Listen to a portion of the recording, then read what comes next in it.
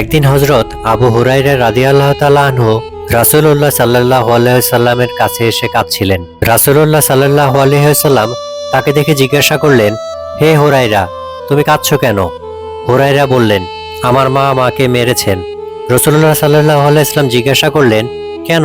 তুমি কি কোনো বেয়াদবি করেছো? হুরায়রা উত্তর দিলেন, না হুজুর, কোনো বেয়াদবি করিনি।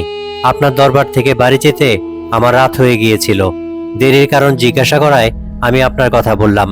আর আপনার কথা শুনে মা রাগে আমাকে মারধর করলেন আর বললেন, হয় আমার বাড়ি ছাড়বি, না হয় মুহাম্মদের দরবার ছাড়বি। আমি বললাম, মা, আপনি বয়স্ক মানুষ, আপনার গায়ে যত শক্তি আছে তত শক্তি দিয়ে আমাকে মারতে থাকুন। মারতে মারতে আমাকে বাড়ি থেকে বের করে দিন, তবুও আমি আমার রাসূলকে ছাড়তে পারবো না।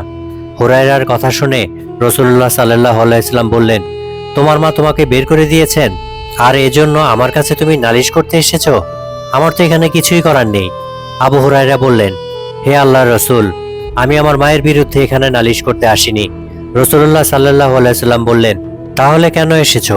আবু হুরায়রা বললেন, আমি জানি আপনি আল্লাহর রাসূল।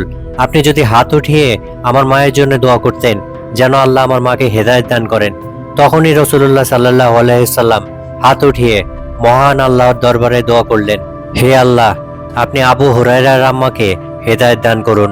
রাসূলুল্লাহ সাল্লাল্লাহু আলাইহি সাল্লাম দোয়া করার সঙ্গে সঙ্গেই হুরায়রা বাড়ির দিকে দৌড় দিলেন। পেছন থেকে কয়েকজন লোক আবু হুরায়রার জামা টেনে ধরল এবং বলল, হে হুরায়রা, তুমি দৌড়াচ্ছ কেন? হুরায়রা বললেন, তোমরা আমার জামা ছেড়ে দাও। আমি দৌড়ে বাড়িতে গিয়ে দেখতে চাই আমি আগে বাড়িতে পৌঁছালাম নাকি আমার নবীজির দোয়া আগে আমার বাড়িতে পৌঁছে গেছে। হুরায়রা বাড়িতে পৌঁছে দরজায় ধাক্কা দিলেন। ভেতর থেকে যখন তার মা দরজা খুললেন তখন তিনি দেখলেন তার মায়ের চুল বেয়ে বেয়ে পানি পড়ছে। তিনি হুরায়রাকে বললেন, হে আবু হুরায়রা, তোমাকে মারার পর আমি অনুতপ্ত হয়েছি, অনুশোচনা বোধ করছি। তোমাকে আঘাত করার পর আমি লজ্জা বোধ করছি।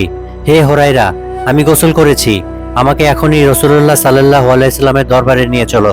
হুরায়রা তার মাকে রাসূলুল্লাহ সাল্লাল্লাহু আলাইহি সাল্লামের দরবারে নিয়ে গেলেন। তার মা সেখানেই কালেমা পাঠ করে ইসলাম গ্রহণ করলেন। এই ঘটনা হযরত আবু হুরায়রা রাদিয়াল্লাহু তাআলা আনহুর জীবনের একটি অনুপ্রেরণাদায়ক অধ্যায়, যা ইসলামের প্রতি তার অটল বিশ্বাস এবং নবীজির প্রতি গভীর ভালোবাসার এক চিরন্তন উদাহরণ।